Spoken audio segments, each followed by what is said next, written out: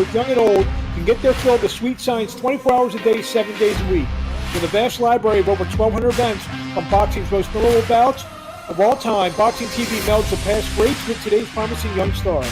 Boxing TV is the free go-to destination for everything boxing, including classic bouts, live events, and news and information. Boxing TV is available on Local Now, Distro TV, Sports.tv, Select TV, and www.watchboxing.tv. Follow Abrams Boxing on social media at Abrams Boxing on Twitter, Abrams Boxing on YouTube, and at Marc Abrams Boxing on Instagram. It's Instagram. I'm Marc Abrams, and welcome to another edition of the Abrams Boxing Show, powered by Watch Boxing TV. So we have a big week ahead of us. I'll be in Brooklyn this weekend. We'll get into all that stuff with Gervonta Davis and Rolando Romero. I'll be joined by 130-pound fighter Luis Melendez, who will take on Eduardo Ramirez on that aforementioned Gervonta Davis, Rolando Romero pay-per-view. Also, Kalvin Henderson will be taking on David Morrell on June the 4th live on Showtime. I get a chance to catch up with him. Actually, he snuck up on that, even though he was in town. I was at a weigh-in, and he just happened to be standing right next to me. So let's get right down to everything going on in the world of boxing. This past Saturday night, a lot of stuff happened. A lot of fights happened. Janibek Alum Kunalai went to 12-0 with 8 knockouts as he took out Danny Dignum to win the WBO Interim World Middleweight Championship. Janibek, he's a real issue. He's a problem. He's a very talented fighter. People thought that maybe Demetrius Andre didn't want to fight him. I mean, I don't know the situation there. Andre wanted to, I guess, test the waters at 168 pounds. But Janibek is, he might be the best middleweight in the world right now. I mean, Jamal Charlo is still one of the guys. Gennady Golovkin for the next couple months, I guess, will call himself a middleweight until he goes up. And that was announced the day of this tape. And it looks like he, not announced, but speculated. Mike Coppinger, ESPN.com, says that Canelo Alvarez, Gennady Golovkin 3 will take place in September. But getting back to Janibek, he's a really good fighter, and he destroyed Dignum in round 2. Time was 2:11. And we'll see what the future holds for Janibek. I'm very interested to see the progress of him and where he's going to fit in at the top of the middleweight division. Also on the card, Jermaine Ortiz, basically retired former WBO Super Featherweight champion Jamel Herring with a 10-round unanimous decision. Scores are 97-93 twice and 96-94 for Jermaine Ortiz, who goes to 16-0-1. If, in fact, this is the last fight for Jamel Herring, he'll finish with a record of 23-4. Herring, one of the class acts. I want to get him on the show in the next couple of weeks. Definitely one of the class acts of boxing in terms of, guys being world champions. Always has time for everybody. And, obviously his stint in the Marines is well documented. Everything he gave to this country, everything he gave to the sport of boxing. And I'm sure will continue as he's, developing into a nice analyst on the top-ranked broadcast network on their international feeds for fights. So Jermaine Ortiz, the Janibek fight and the Ortiz fight took place live on ESPN and was from the Resorts World Casino in Las Vegas. So that place is one of the new properties there. Tremendous property is the Resorts World in Las Vegas. Saturday night on Showtime, David Benavidez scored a convincing 3-round beatdown over former middleweight champion David Lemieux. That fight was in Benavidez' hometown of Phoenix. Benavidez, I would love to see him in Canelo fight, but it looks like more likely we'll get a fight with either Benavidez taking on a guy like Caleb Plant, maybe one of the other PBC heavy what am I missing here? Super middleweights come the fall. Maybe a fight with Plant would be a hell of a fight. I would like to see that fight. So the time of the stoppage was 1:31 of round 3 for Benavidez. He looked just tremendous, beaten an overmatched, undersized for the weight David Lemieux. A couple of fights also that happened over the weekend. Super welterweight J.J. Metcalf won a 10-round unanimous decision over local favorite Carmen Larrahaga. Larrahaga now 34-3 with 26 knockouts. Metcalf 23-2 with 14 knockouts. Larrahaga was on his way to maybe getting a world title shot until Metcalf came into his hometown and upset the apple cart there. So Carmen Larrahaga. Also, Saturday, Joshua Buatsi defeated Craig Richards via unanimous decision. The scores there were, let me just grab my sheet here, was 116, 112, 115, 113 twice for Joshua Buatsi, who now he'll stake his claim alongside Gilberto Ramirez and a couple other guys that are in the running to fight Dimitri Bivol. And now, since Canelo seems like he's going to be fighting Gennady Golovkin, you may see a Joshua Buatsi Dimitri Bivol fight. Friday night in Plant City, Florida, Jean Pascal, the former light heavyweight champion, scored a bit of an upset. He defeated a lot of people, especially after the positive test and long layoff for Pascal. Fenlong Mong was supposed to just run right through the Canadian former world champion, but Pascal scores the knockdown in round 9, wins unanimous decision 116-111, 115-112, and 114-113 for Jean Pascal. On the same card, the Pro Box TV debut featured the Last Chance tournament, and Kendo Castaneda knocked out Sonny Fredrickson in the first round. He'll take on Joseph Fernandez, who scored an 8-round unanimous decision over Jiming Wang, 77-75, 78-74 twice for Joseph Fernandez. Last week's guest, Michael Dutchover, went to 15-2 as he scored what should have been a unanimous decision, but it was a split decision over Clarence Booth. Scores were 78-74 and 77-75 for Dutchover, and 77-75 for Booth. He'll take on Antonio Moran. Moran advanced with an 8-round unanimous decision over Jeffrey Torres.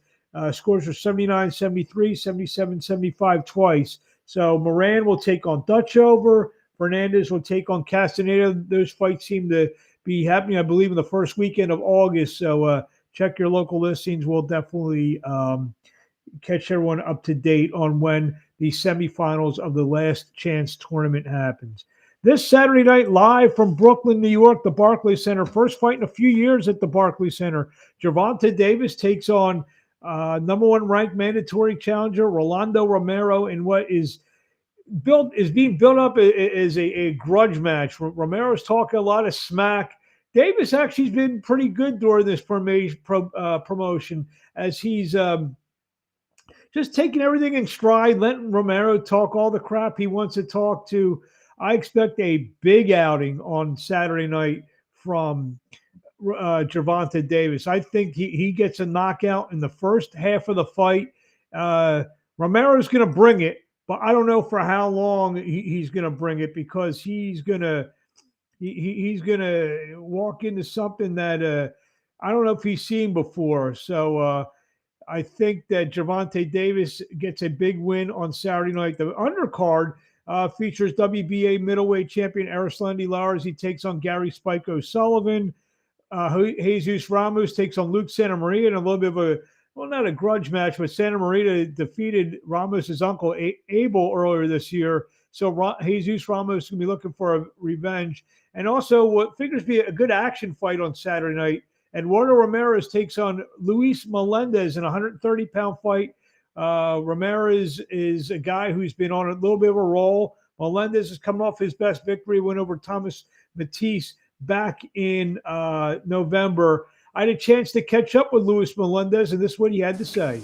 Now joining me on the line is 130-pounder Luis Melendez, who this Saturday night takes on Eduardo Ramirez as part of the big pay-per-view Gervonta Davis against Rolando Romero, live from the Barclays Center in Brooklyn, live on Showtime pay-per-view. Luis, how you doing? I'm doing great. Happy to be in this position. thanking God every day. I'm ready. Well, we're a few days away from this big fight. What are your thoughts coming off your big win over Thomas Matisse? Now parlaying it into a big opportunity on Saturday night. Yeah, yeah. Well, my thoughts are that it's just a great opportunity. I'm blessed to be in this in this position right now, and I'm gonna take over. That night I'm gonna go in there, knock the doors down, kick the doors, and I'm gonna come out that night as a superstar. Eduardo Ramirez is a fighter who's recently come up from featherweight. He's had some good wins in his last, 4 or 5 fights. He's been, pretty much on a roll. What does Eduardo Ramirez bring to the table in your eyes on Saturday? I'm coming up from featherweight also, but I really, I don't, I don't expect nothing. I just expect me coming out with my hands raised. Do you like I said, he's been a featherweight. You fought a couple fights around the 135-pound division. You feel you're the bigger man coming into this fight on Saturday? No doubt, no doubt. I was a bigger man 126 and at 130 I'm the bigger man. Does this play into everything in terms of an advantage for you in your eyes? I mean, it could, but I don't see it that way. I just, I come in here prepared. I do my job the best I got. I'm not overlooking him. I'm not looking over past him. I know what I bring to the table. I know from that fight of Matisse, I evolved at a level that just a lot of people haven't seen yet. He comes Saturday night, no doubt about it. They will see that I'm starting. Yeah, they will see that I'm gonna start, and then I'm the next star of Puerto Rico. That's what they will witness.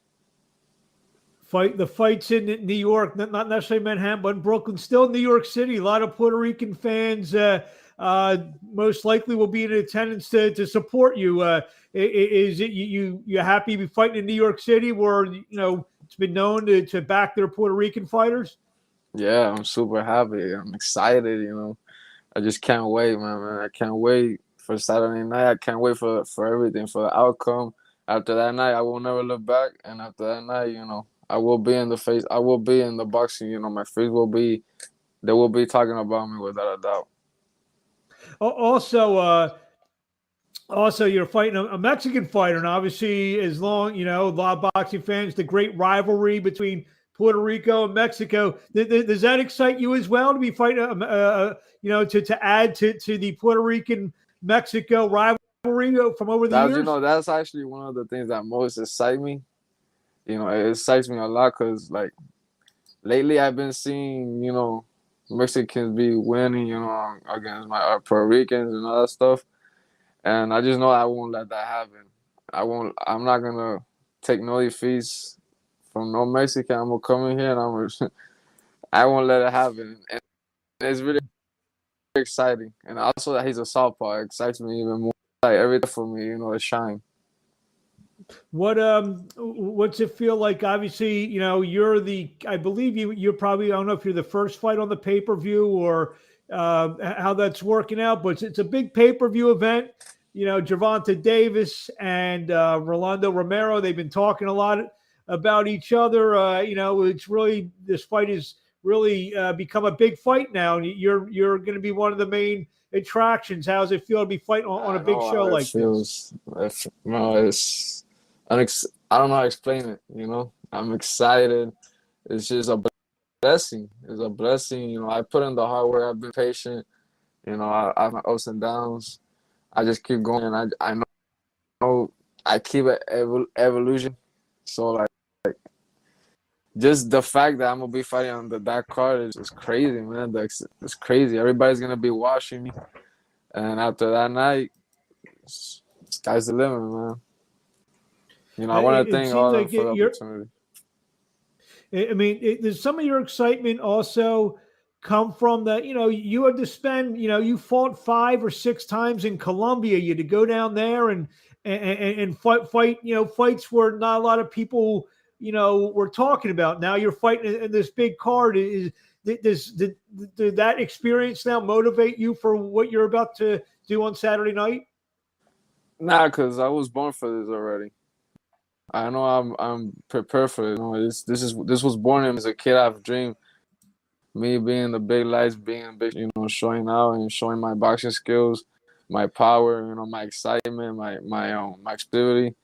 I'm smart too. You know, I got a lot of IQ. I've been in the ring with a lot of, you know, sparring with, you know, I've done around 50 rounds. This camp I did 50 rounds with Tank. So it really don't know nothing, you know. I'm just gonna go in there, do my job, do me, do my fight, be smart, and everything should come out how I think, how I know it will come out. So it's kind of like some inside news. It sounds like you were the main one of, if not the main sparring partner for Gervonta Davis. So that's a.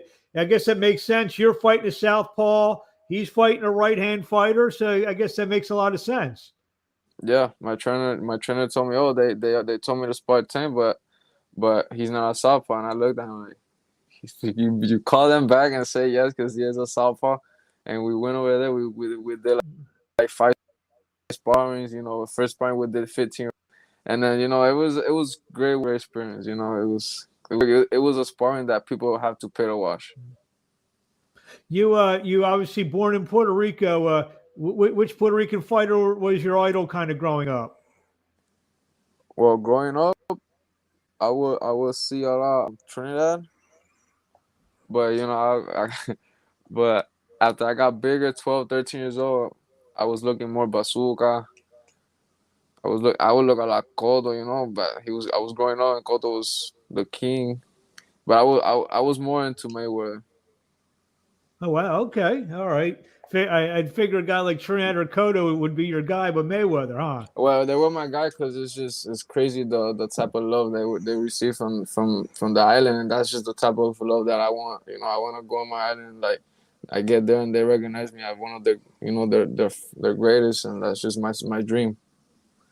Uh, Floyd probably will be at the fight on Saturday night, I would imagine, being that it's Mayweather promotion show. Again, I guess the question I just thought of that probably excites you even more as well. It really does, man. It really does. You don't understand. You know, it really does. My dream has always since a kid, was able to be around those type of people. It's not the same. It's not the same. Like right now, I don't care about him or nothing, but it's just crazy. Like I'm gonna fight in front of him, and I know that after I fight in front of him, he's gonna go crazy with me. I just know it. I was So gonna, I was gonna, it's more like it's more exciting, even more. I get more anxiety and everything when I think about it. I get anxiety, like damn. if and when you get your hand raised on Saturday night, you're going to turn around, maybe find him in the first row, maybe wink at him or give him a little thumbs up after you get your hand raised on Saturday night. Probably after, you know, after I do what I gotta do, and you'll see. I just can't wait. Right now, you know, I'm not even thinking about the fight because I'm really calm right now. I'm just thinking about just making weight, you know, maintaining my discipline, my sacrificing myself just to go through it the right way and not, you know, waste all my energy, make weight. I'm just in that position. My mindset right now is just that. But I'm ready for the fight. I've been ready for a fight. I could fight even though, today anyway. even though you did not fight on the Canelo card last time, you fought the night before in Las Vegas, and it was a big fight weekend, a lot of talk, and you were around it. Does performing on a big weekend like that kind of help you prepare for what you're going to be doing on this week with press conferences and stuff like that? I mean, this is bigger. To be honest, this is way bigger. But what really have prepared me is just my camp, my training, my trainers. That's what really have prepared me. My sparring partner. I've been sparring with a lot of top guys. Michelle, Tang, you know, Colbert, everybody, all type of southpaws that we get over here. And you know, definitely like there's people that say that, you know, for example, Tank is pound for pound and all that stuff. I could consider myself as pound for pound. I just gotta show it, you know, come Saturday night, and that's just my main focus. You know, come Saturday night, go in there and do what I know what I gotta do, and just execute and come out as a superstar. There you have it. What do you want to say to the fans? Last question. What do you want to say to the fans before we see you in the ring Saturday night, Showtime pay-per-view, Eduardo Ramirez on the big Davis Romero pay-per-view? What do you want to tell the fans? Man, tune in. You guys don't want to miss it. I will be the next star. Puerto Rico, this is the real Puerto Rican star right here. That's all I got to say. I don't talk too much. You know, I like to talk in the ring. I like to showcase in the ring. And come Saturday night, it's going to go. Well, I think we lost Luis Melendez, but he said everything he needed to say. We look forward to seeing him in the ring on Saturday night, and we thank him for a few minutes of his time. We'll be ringside checking Luis Melendez along with Davis and Romero. Thank you very much, Luis, and we'll see you along the way. There you have it, Luis Melendez. Couple news items real quick. Nonito Donaire and Naoya Inoue, June the 7th, live, early in the morning, Japan, ESPN+. Juan Francisco Estrada will take on Joshua Franco on July 16th for the WBA Super Flyweight title. That fight, I believe, will be on the Zone. Real quickly, had a chance to talk to Kalvin Henderson, who's going to be fighting David Morrell on June the 4th, live on Showtime, and had a brief conversation with him. This how it went. Surprise visitor here to Philadelphia, Kalvin Henderson. A couple weeks away, I get to realize his dream fight for the WBA Super Middleweight Championship of the World, yes, taking on David Morrell live on Showtime. A couple weeks out. Yes, sir. Man, feeling really good, really strong right now, man. We having a really good game plan. It was good to come to Philly, get some really good tough sparring in, get some rounds in with the T. Oberson, and a really good look against David Morrell. And so, you know how we do, man. How gun will travel. So we travel all over the country for sparring, and Philly is one of the places we like to come in and get some good work in. Is it starting to set in now that you're going to be fighting for the world title? It's so hard because I can't get excited because I had to treat it like another day in the office. But definitely, I'm excited, man, in my own way.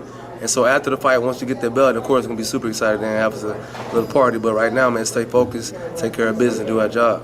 Have you looked at Morrell a lot? I know he's only had a handful of fights. Have you looked at him? And yeah, most definitely. So he only had 6 professional fights, but he had over 100, 130 amateur fights. So we did I'm a student of the game too, so I do my homework. My coach Kevin Lightburn, he does his homework. We get together and get a game plan together, man. We make things shape.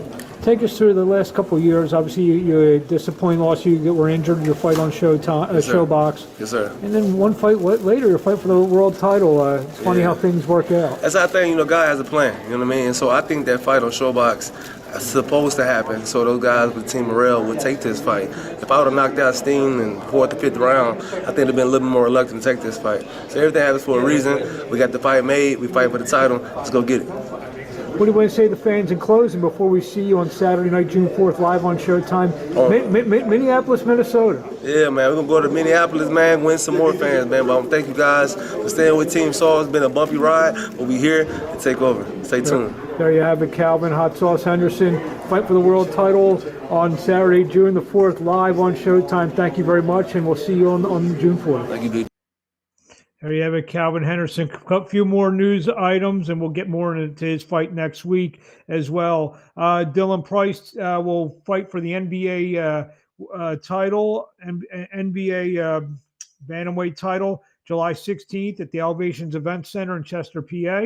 Former world champion Jaime Munguia will take on Jimmy Kelly on June 11th at the Honda Center in Anaheim, California. That will take place live on the Zone. Bill Haney, the father trainer of Devin Haney, will not be in the corner, it looks like, for his June 4th undisputed world title shot against George Kambosos in Australia. Haney had a conviction 30 years ago, so it's been very difficult for him to get a visa. Yoel Judah, the father of Zab Judah, world championship trainer in his own right, will be in the corner steering Devin Haney. So I saw an interview with Bill Haney, said that, the Zab is Devin's godfather. So there's a long family history there as well. And finally, DAZN and Golden Boy announced an extension on their deal, multi-year, multi-fight agreement. It's looks like it's a 5-year deal with a monthly boxing series with my good buddy Beto Duran and Bernard Hopkins doing the commentary, plus all the championship fight nights that Golden Boy has, featuring the aforementioned Jaime Munguia, Ryan Garcia, Virgil Ortiz, Eduardo Ramirez. So we will see a lot of good fights from Golden Boy. I want to thank Luis Melendez for taking a couple minutes out for us. Kalvin Henderson. Also this Saturday night, tune in 15rounds.com. I'll be ringside for the Gervonta Davis, Rolando Romero fight. Also, Abrams Boxing on YouTube. We'll have a ton of video coverage, all the interviews, all the winners, all the losers, people at the fight, people around the fight. So I'm Marc Abrams, and we'll talk to you next week on the Abrams Boxing Show.